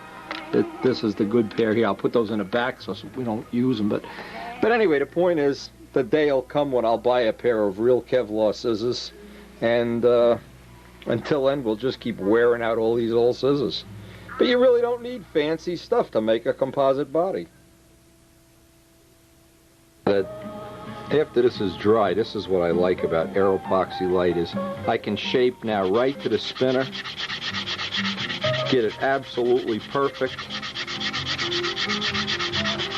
I can just work my way right up the spinner ring. And the last thing, take the tape off the spinner. You can see how that basically powders right off. As I've said before, it sands about like relatively hard balsa wood does, but the fact that it powders off and doesn't turn to chewing gum. Now right here is where it really, really is helpful that this material just powders off like butter, because I don't want to go down into the tape, and I sure don't want to scratch the spinner. But you can see how quickly that just forms right up, and that's the beauty of aeropoxy light. Other materials, I've had a week later, they turn to chewing gum, and even Bondo can be a little bit of a negative thing. And what's most important is that it feather edges. Two things, that it powders and that it feather edges, so that where it ends, you don't see the end. When that ends, and you put some primer or paint or silver or whatever, you don't want to see where it ends. And this should give us that really, really nice spinner fit that I really like anyway. I love when you look at it, and the blisters and the exhausts, and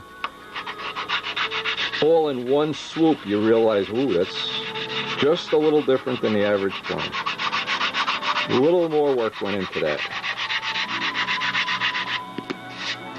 You can see how nice that feather edges right in. The aeropoxy really sanded out beautifully. You can see it sits in all the little low spots. And where I really needed it, where I over sanded the nose. Anyway, next step on this is, I'm hoping I'm going to be able to get a coat of primer on this today and let the primer dry overnight.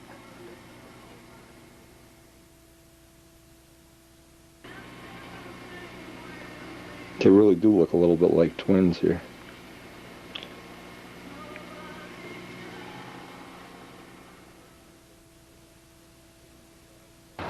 Well, it looked like the aeropoxy did a good job of filling in, but again, once we sand this out, it's probably going to need 2 or 3 sand outs. Coats of primer, we'll see. This looked pretty good. I think that aeropoxy test is a positive one. One thing nice about Brodak primer, one of the things I love about it, well, see, because this is not a wood, I wouldn't do this to a wooden plane, but because it's a composite, Water has no effect on it. And the few wood parts that are in here, it won't really even matter the amount of water they're going to get. But here's what's happened is, and I think this is real significant. This is what you really need to know about any primer. Number one, let's take a close look, because this is real significant stuff to me anyway. See the little pockets? Right there, you can see them, that have stayed in place. And now notice the feather edge. If you have a primer and it doesn't feather edge, Brodak primer feather edges just beautifully. But we're going to get this all sanded down, possibly get the thinnest coat of primer I can put on here, just as a base, and then a coat of silver, hopefully. Get that in the next day or so. This was definitely, between the air epoxy and the primer, this is going to be perfect. And see, that's the way you learn this stuff. The unfortunate part about all this stuff is you just can't go to school and learn it. And all the people that write columns, all the people that shoot videos, write things in Stunt News, you can add them all together. They all are parts of a big puzzle. Now, I probably could have sanded even a little more primer off here, but I just thought I'd want to. Yeah. The little spots, the little imperfections that I've had, the primer is so easy to sand off, and it's really done a good job around the little edges and fillet edges and things like that, especially up around the nose, and I want that nose to be perfect. I guess I could have sanded a little more, but I'm going to leave it on. The object here is to get on the thinnest coat of primer. I don't need coverage. I just want a binding coat of primer.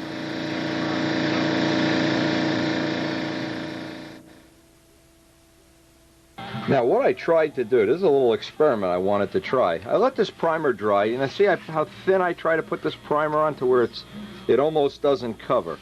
There was a reason for this. Because what I want to try to do here, and by the way, that primer just dusts right off. I just ran a piece of sandpaper. All I want to do is get the overspray off like this. There's no big deal to this. That's the end of the sanding. And you can see how that dusts right off. What I wanted to do, I wanted to see if I possibly could eliminate the step of putting the silver on, because this Brodak Miss Ashley Red is such a nice color. So what I did, I took the other bottom that already was in silver, the bottom from the wood fuselage, and just painted right over the silver to get a baseline. Now this is the Bob Brookins was such a big help with this. He got the original paint colors going. I don't know if you can see this on the video, but when this is covered with clear, believe me, this is going to be the brightest red in the world. This is really nice. Bob Gieske, by the way, has already painted his plane. He said he was very happy with it. So obviously we both have to thank Bob Brookins.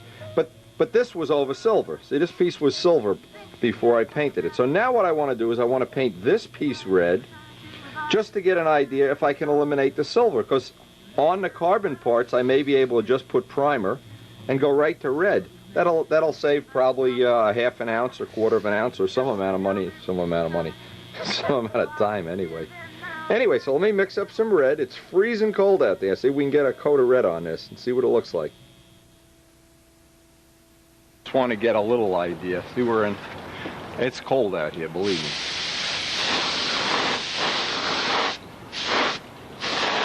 I want to see if the color is going to be good enough to go right over primer. Now, if it's got enough pigment in it, it should go right over primer, and we won't, by not needing the silver, not only are we going to save the weight, but the time and energy. Oh my God, look at this. Bob, I could kiss you. Bob Brookins came up with this color, and I don't know if you can see it because we're not really in the sun here, but boy, this is, and we have this in stock now. I've got plenty of it.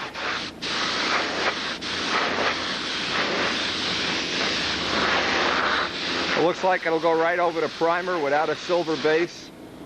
Oh my God. And that is a bright red.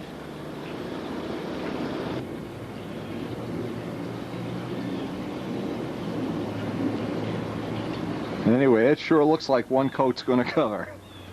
I'll have to ask Gieske if he got his to cover in one coat. Right over primer, no silver. But see, this is, let's call this white a blocker coat. You wouldn't want to go over something that had big black blotches or over raw wood. You want to go over a solid base of, actually, you could even, some people prefer, like Frank McMillan, they prefer polar gray. That's okay too, but a solid base. Boy, that looks nice. Not sure how this comes out on the video, but this is one beautiful bright red. And obviously you have choices if you go over silver or white or polar gray, but you just don't want to go over something that's an uneven, where the colors aren't solid. Anyway, that's Bob Brookins. You get the credit for that color. That's a good one. Miss Ashley Red, and it's in stock now. While that's drying, one of the things I always do, I constantly am looking around. See, I found a little spot here I wasn't happy with. So as long as I'm going to wait for a part to dry, I can just dust sand that off, get it level. The point is, it's never over. And by the way, it's time to retape the canopy again. I'll pull off all the tape, break that edge, and move the tape in just a 64th of an inch. All these little details will add up in the final aeroplane. Or even a little spot like that, you may think, nobody's ever going to see that. Baloney, they'll see it. And if you're truly doing artwork, and I hope, you know, that everybody is, it's what we really are doing, whether we want to admit it or not, is artwork. Anyway, just getting little spots like that. I did some work around a little spot on the tail. Again, the nice thing about the silver technique is every time you put it on, take it off, the plane gets better, and typically it gets lighter. And if we don't need that last coat of silver, well, in essence, we do need it, because I don't want to sand it off and put a blocker coat on. As long as we have the silver, we'll leave it silver. But if we were using white, for instance, I think white would work, white primer on the fiberglass or on a composite would work just fine. We wouldn't even need the silver, and time will tell when we get all the clear on and get it all buffed out. Now, the last step, of course, and I've been doing it on a regular basis, is always get off all this masking tape, because otherwise this builds up to a step, and then when you put the clear in, you rub your hand, well, what happens is I move that tape just a little bit in, just a little bit in, just a little bit in, each time I do it, and then in a final analysis, you just rub your hand, and you can't even feel, on the Spitfires, you can't even tell where one begins and one ends.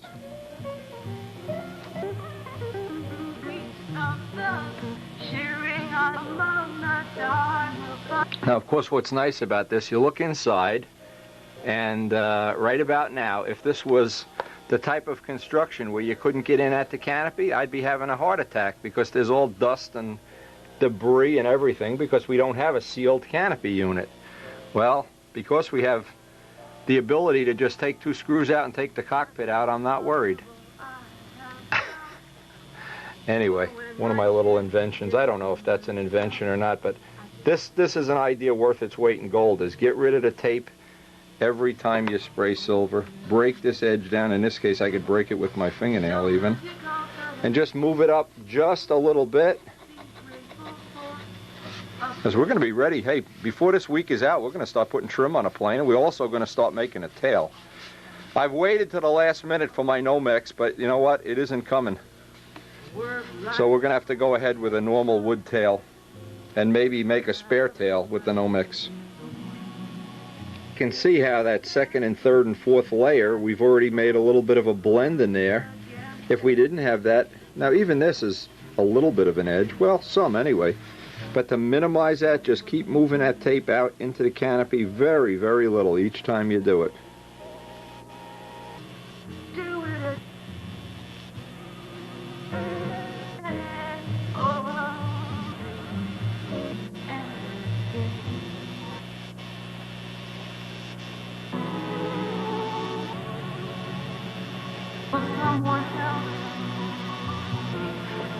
Why should I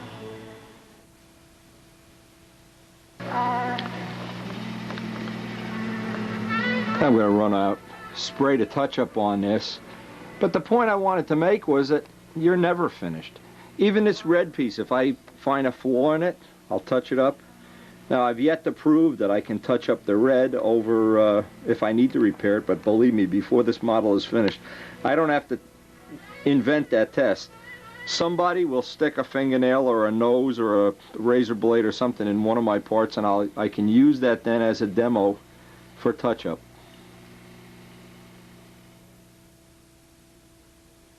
That little spot we touched up, and that little spot in the back, it looks like that might need one more little coat. Well, the point is though to never quit, and once you're satisfied with that idea.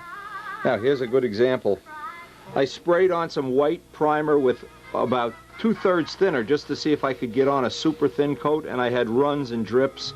So what I did, I just did that with my finger just to get the big blisters off. Now what I'm going to do today, because I know this has penetrated right into this really feather edged beautifully, I'm going to sand the whole thing down again, make the primer just a little bit thicker, because now I know I don't need to coat of silver, especially because the whole fuselage top will be white, and I'll put a real coat of primer on.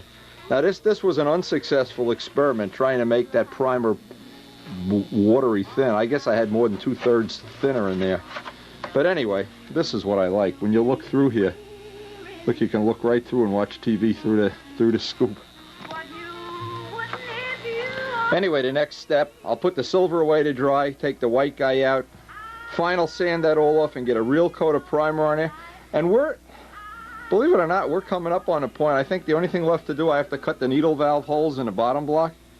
We're ready to start the last 2 steps, the paint job, and on a separate tape. I'm going to try to get all the footage on one separate tape, making up the tail. And I will make a wood flat tail. Just how this primer was going to sand dry. I much prefer sanding it wet. I don't like breathing the dust, but I wanted to see if it's going to powder off. And it's doing exactly what I want it to do. Obviously, powdering off is step 1, but it's leaving all those little imperfections filled. And for any composite part, well, I would highly recommend you try Brodak primer. This is just one of the really amazing powder off.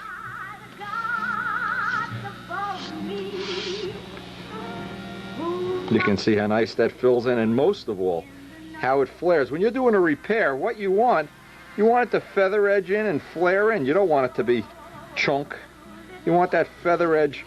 Now, I've proven to myself that I can sand it dry, I can sand it wet. I think I do prefer to sand it wet though. It just sands wet just a whole lot better, water or M600. Oops, there's a little imperfection. Let me just get a piece of this. The dry paper. I know these things sand out wet real quickly.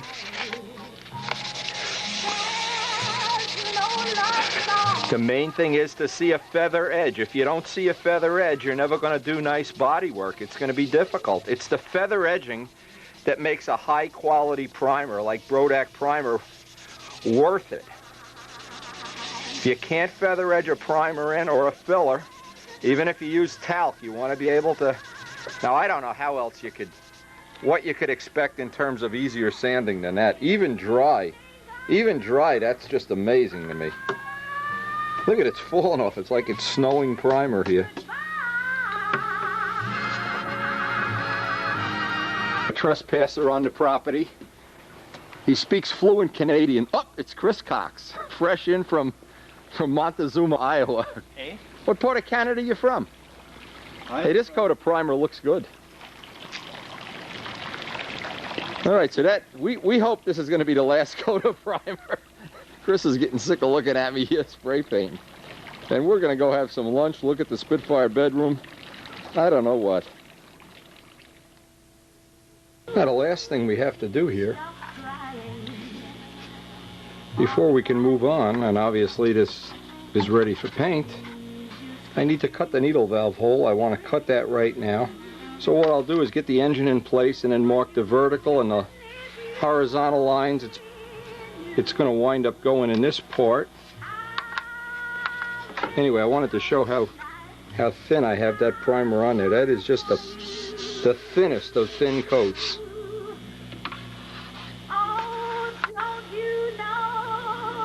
Okay, now after putting this together, I need to plot out the 2 holes, so I do this from the top, draw a little line, or use the tape, of course, and then take the cowl off and run a line this way. Where the 2 lines intersect, that's where I'm going to drill a needle valve hole. The first time in fact, I found another little flaw. First time I've had the whole little guy put together like this, starting to really look nice. I'm just thrilled with the way this red paint, Miss Ashley Red, is working out. Love that nose section.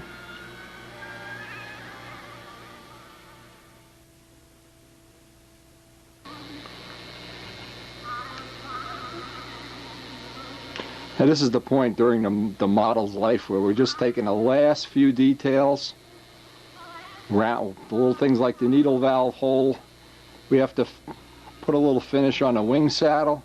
We're going to be ready to paint this within a couple of days. Painting and making a tail. I'm 2 steps away, well, 2 videos away, I don't know. 2 somethings away from... And it's going to start looking like what I envisioned all along, I hope. Got a real nice profile to it. And there aren't many little flaws left to fix on this, but once I get the last of them, I don't want to go ahead with the paint job until I have the last of them finished.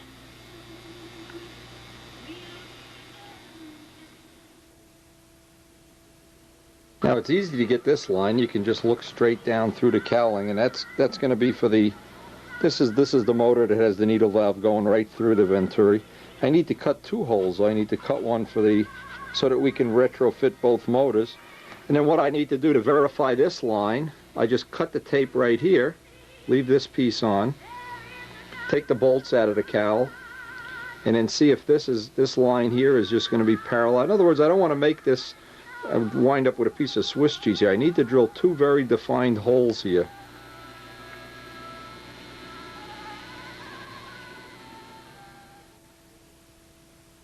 Looks like where one hole is going to need to be. And this one here, of course, can be a half moon.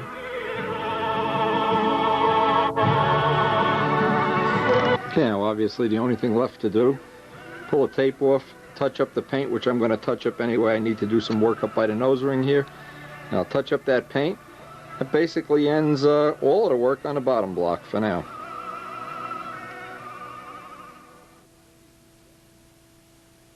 Now we're coming up on the end of this video. In fact, we're at the end of it.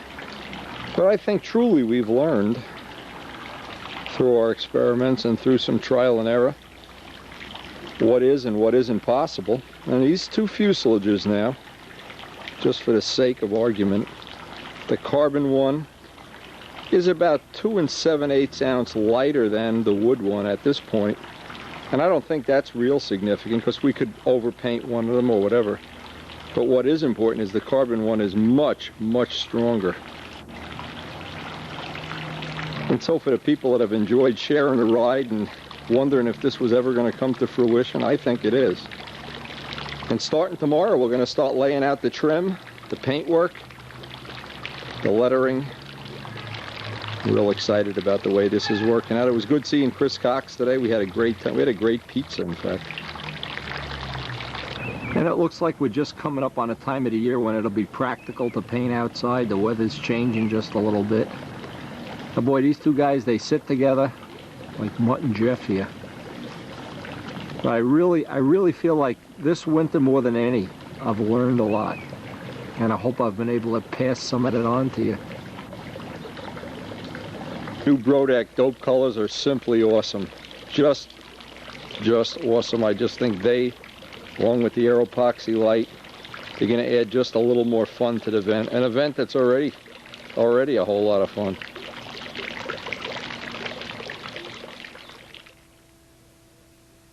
What's funny to me is a month ago, this was 2 months ago, 3 months ago, just a pipe dream. I had no idea if I was just wasting my time and money, but it certainly has been an adventure. And they say if you know where you're going, it's not an adventure. I don't really know how close we're going to come to replicating this paint job, but I know for sure I have to come up with something like Strega designs on the wing here. Thinking about the wing trim, I'm thinking about doing. See, I just don't want to have just a red wing. I want to have something similar to Strega. But again, I haven't even laid it out. I'll be thinking about that in the next couple of days. Want to have some gold lettering. Want to have these shields. The Cortlands Aerospace emblem looks like a good replacement for the shields. It's kind of like my the way I like to have the trim jobs layout, but we'll be doing that soon. A month ago we had a bunch of parts in raw carbon, reject parts, parts with bubbles in them, fuselages that didn't match the wing, and now we're already starting to do some paint work. Oh gee, I'll tell you, it's a relief to know some of this will pan out. Have our spare fuselage, wow. But you just never know which one of these ideas is going to pan out, if it's going to pan out, how it's going to pan out. But I know a lot of people are sitting back watching the video going, he doesn't know anything about carbon. He doesn't know a thing. He ought to stick to renovating bathrooms. And I'll tell you, the only thing I really regret over the whole winter time was losing all my big fish. But I have a few small ones out there. I got my 2 guys in the tank mating away. And I plan on replenishing my stock of fish this winter.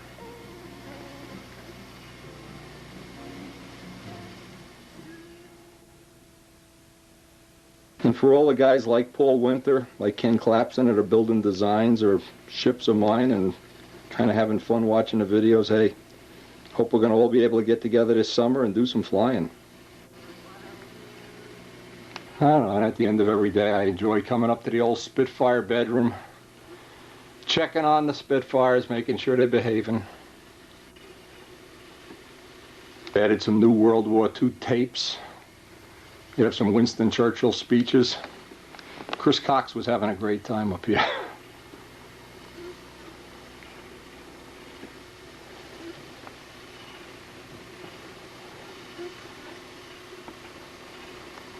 In fact, if Chris stays with us, we're going to make him sleep on the army cot. So it's funny, Chris and I go out, we have a pepperoni pizza each. He eats more than I do. How can somebody so small eat so much? Anyway, a great visit, a great time.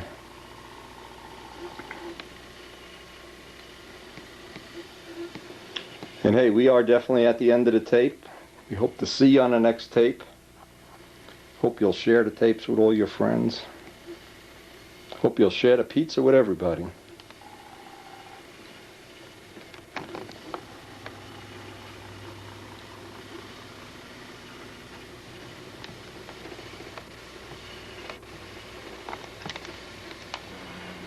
It's been quite a lot of fun. I really can't complain. Really had a great time with these, and well, actually we hope we're starting a new chapter. Soon we'll have the other wall opposite this full of Reno air racers. Maybe get some of them put back into a restored condition. This would be a great room to get. We probably could get 10, 15 models up here.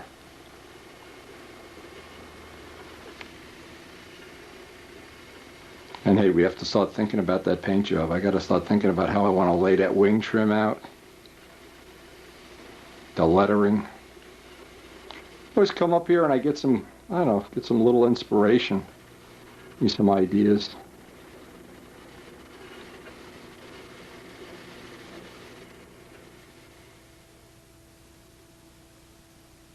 And thanks again to Gerald Champ for some of the things he's contributed to the project. We certainly can't rule out the fact that now that we have a little bit of background in molding, it certainly opens up the door to even more complex, more interesting, more elaborate projects.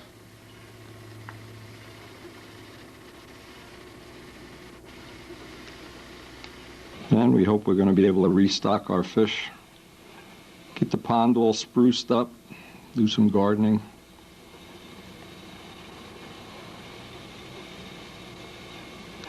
And yes, he is still working on this tin ceiling in the bathroom. And it's not finished yet, and the grout isn't finished yet, and the curtains aren't in yet. But the sink is in. And the plumbing's done. Oh, God, this thing was a labor of love. It should be this weekend coming up, we get to do the wallpaper, and this will be finished. Finished. Oh, God. A labor of love renovating bathrooms. Again, thanks for joining us, and please share the tapes.